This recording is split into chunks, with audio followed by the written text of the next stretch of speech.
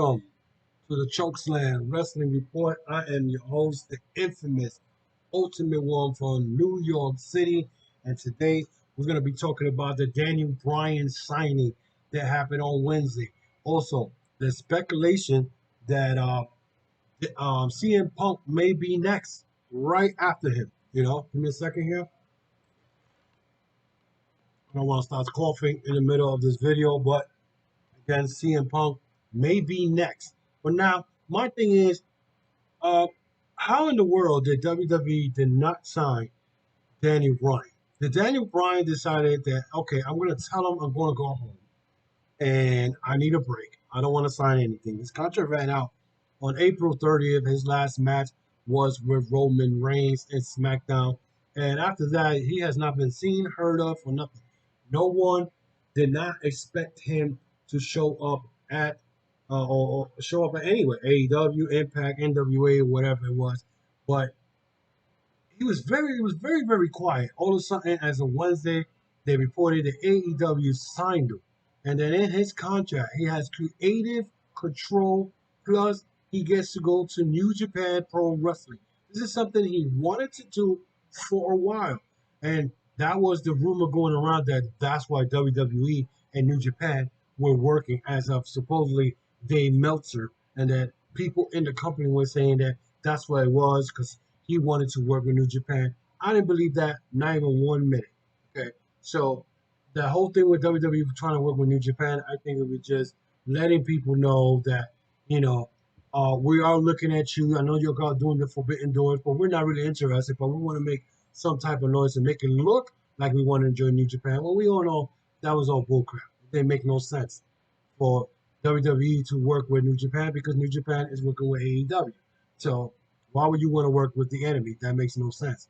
At the end of the day, Daniel Bryan ended up signing with AEW, and this is great because he could go to New Japan and wrestle guys like Evil, Naito, Minoru Suzuki, Desperado. I mean, he could be part of the Best of the Super Junior. He could be part of the G1 Climax, and don't be surprised if he goes to New Japan and goes and wrestles for the G1 Climax tournament because that starts in September. And he supposedly, they're saying that he will be debuting on Arthur Ashe Stadium on September 22nd, which by then he's already by then New Japan already probably has started the tournament and whatnot. So he's going to debut on the Arthur Ashe Stadium show. I have tickets for that, so I've been lucky enough to purchase tickets for that day. So that is cool. That'll be a cool moment for me to see Daniel Bryan. I haven't seen Daniel Bryan wrestle since he was going after his first WWE title back in 2014 when the Yes Movement was strong. And this is the part I don't get. And you have to question why WWE never got to sign him back. Did they really care about him? Did they care, or did they figure, well, you know what, we got other superstars we could push, or Daniel Bryan played him because he left, and people thought that he's gonna want to go home because his body was beat up. He couldn't take it. He did mention that he didn't want to wrestle no more. Take the same like the I guess the tours were too long for him and all that stuff, and all the years of him getting injured. Why WWE never even bothered to get him back? And what does this mean now that he signed with AEW? Now, I'm not saying this signing is big as far as it's going to take down WWE. It's going to take a monumental thing to bring down to WWE from the pedestal that they are right now, as far as the biggest company, biggest company in wrestling. Should we say wrestling? Because I don't even think they consider themselves professional wrestling. They consider themselves sports entertainment, and we saw that bright and clear this past Monday, which I'm going to be talking about it after I finish talking about the Daniel Bryan and the CM Punk situation. Daniel Bryan joining AEW is very big because that shows that WWE has lost not one, not two, but three main guys that they could have done a lot with them. Daniel Bryan, pretty much he won tag team titles, he won the world title, he won the WWE title, so he's fine. He did everything he had to do in WWE. Okay, I think he was a Grand Slam champion. I could be wrong. I think he is a Grand Slam champion. But the other guys that I'm talking about, Andrade only won the NXT title, and after that he came up. He really didn't get no push. They didn't use him properly, and look at the way he looks now in AEW. Aleister Black, now Malachi Black. They didn't use him either. They had him in the closet for 6, 7 months. They didn't do nothing. A former NXT champion. Kind of showed you that they don't look at NXT as a third brand. They still look at it as a developmental territory. I don't know why. The majority of the guys there at one point were in the Indies, Ring of Honor, New Japan. Uh, Adam Cole was in Ring of Honor. I mean, you got guys there that done everything. Finn Balor came back. Now he's in SmackDown. After they abused him and beat him up and they did whatever with him years ago, he still haven't won the world title. He won the world title, actually, the Universal title. I don't even consider that the world title, but he never got to defend it. So is he going to be the next guy that he will go after Roman Reigns title, because that's a belt that he never lost? Possibilities, a lot of possibilities. But but Daniel Bryan, I'm losing Daniel Bryan, losing Aleister Black, losing Andrade in matter of less than 5 months. What that tells you that they right now, I don't know what direction that company's going, but it's not looking good at all for WWE. Okay, and of course, a lot of people told me, "Oh, WWE is not a professional wrestling company; they're in the entertainment business." Then that's why WWE had a 1.9 because of John Cena came on Monday night. We're gonna be talking about that in a few minutes. Also, the rumors going around is that CM Punk may get signed with AEW. How do I feel about that? I'm not too crazy about that for the simple fact that CM Punk trashed professional wrestling when he was trying to go into MMA. He went AEW before they started, and they were going to do the All In. They were trying to get him in to be part of that because they were going to do it in Chicago. He didn't. He didn't cooperate. He started talking about that. Tony Khan texted him. He felt being offended, whatever the case may be. He started talking shit about AEW, and next thing you know, the word was that he wanted a lot of money. Then he talked trash about the whole wrestling business. Then he shows up with some mask, teasing that he's coming back, all because you know he wanted to get more exposure. MMA, he went into the MMA business, and that he did not succeed at all. He lost was MMA. Now that he knows that the wrestling business is hot as hell right now again because of this forbidden door, not because of WWE, the forbidden door, where he can work anywhere. Okay, he could work with AEW, but he still could go to Impact, he could go to NWA, he could go to New Japan. Now he figures, well, let me jump in there and let me work and work my magic to get what I'm worth so I could join AEW. You know, and a lot of fans may not be happy about this, especially WWE fans.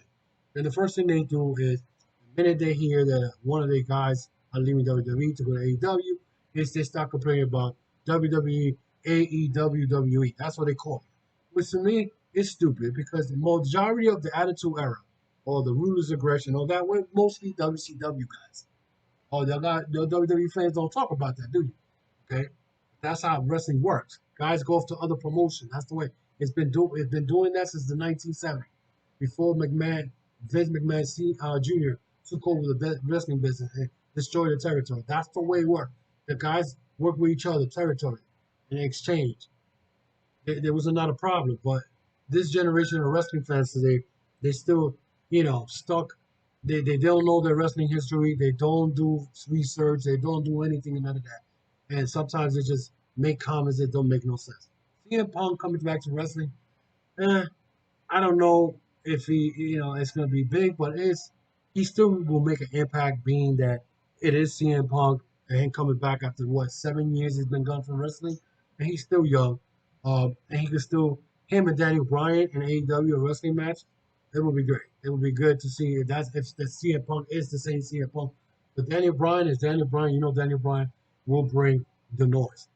So let's talk a little bit about what happened on Raw on Monday before I close out here on my week of wrestling news. We also what happened on Monday night. Keith Lee came out of nowhere. He's been gone for almost 5 months, 6 months, whatever it's been since his last wrestle, and he came out and wrestled Bobby Lashley.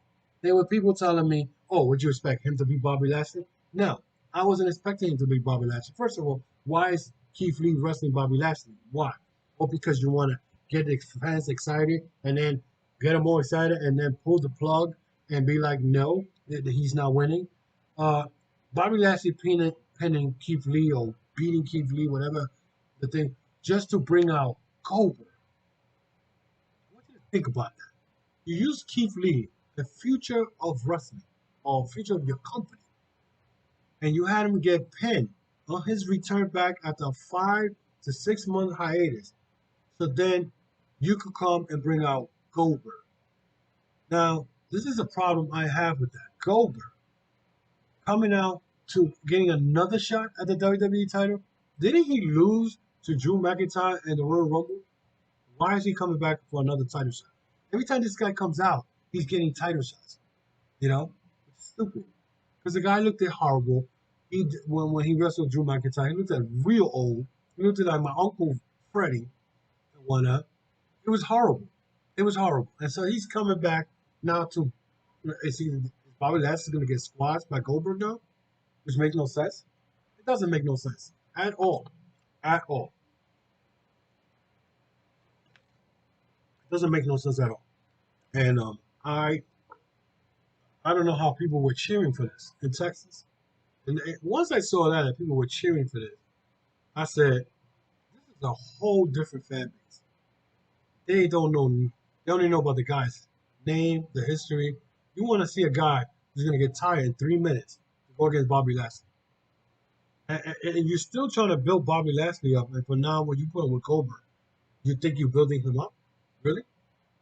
And then to make matters worse, in the second hour, they went and they announced that Killer Cross, or Carrier Cross, as NXT and WWE calls him, was going to make his debut on the second hour of Monday Night Raw. And all of a sudden, he was supposed to wrestle Jeff Hardy. And Jeff Hardy came out with his whole theme song, and people were going crazy. But this is something that he wanted to do. And the reason he signed again, because he wanted his whole theme song come out again.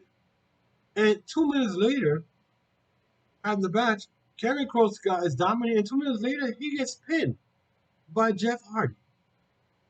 Jeff Hardy, I want you to understand that. Jeff Hardy has been getting beat in the last 3 months and jobbing out to almost everybody, including to Jinder Mahal's guys. And you're going to have this guy pin the undefeated NXT champion. He's been undefeated for 2 years, and then use heel tactics to pin him. Give him a roll up, he put his feet on the ropes and pinned him. And then they try to interview him. He said, "Oh, this is not over." You made him look so weak. It was so sad. And then to put the icing on the cake, you had Charlotte Flair won the belt the night before on Money in the Bank. She bragged about her 11 championships. They don't even count the last 2 NXT championships that she had. I didn't even know she won the NXT championship twice. I remember once. And you're going to go put her in a match with Rhea Ripley and then have Nikki Ash, which I call Nikki Ass, go and cash in her Money in the Bank after Charlotte beat Rhea Ripley and have Nikki pin Charlotte. 24 hours, she had just won that belt, and you have Nikki Ash pin Charlotte Flair. And people was telling me that I should not have getting upset about that because Nikki Ash is about motivating children and stuff.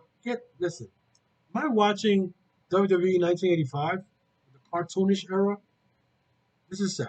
This is very sad as a wrestling fan. And of course, people told me that WWE is they're not professional wrestling. They are entertainment business. So why bother to cover them? You know, they're not professional wrestling. I cover professional wrestling. So I've been wasting my time, in other words. And it's funny because someone told me, watch 3 hours of Raw this Monday. See how it is with the fans. With fans and with no fans, their show was not great at all. I don't care who came. John Cena just came there to just pump up the crowd, and they still put a 1.9.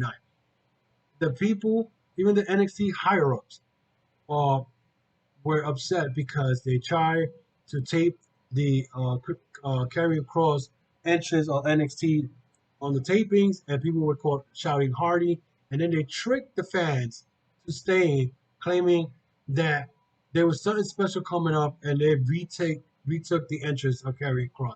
So they lied to fans, and now all of a sudden now they're joining some company to do movie theaters. So you can watch SummerSlam in the movie theaters. They're desperate right now. Them bringing John Cena, Goldberg, and all these part timers, they desperate for fans. And and they better hope that they do something better because I can see they're gonna have the same problem they were having in 2019, and that was low attendance. It's gonna happen. So, right now AEW is hot. Right now, I haven't found out what's the rating they had this past Wednesday, but they did 1 million last week. So, you know, something for you guys to look forward to. So that is it for me today, guys. And you know, continue to follow me on YouTube on my Chokeslam Wrestling Report YouTube channel, guys.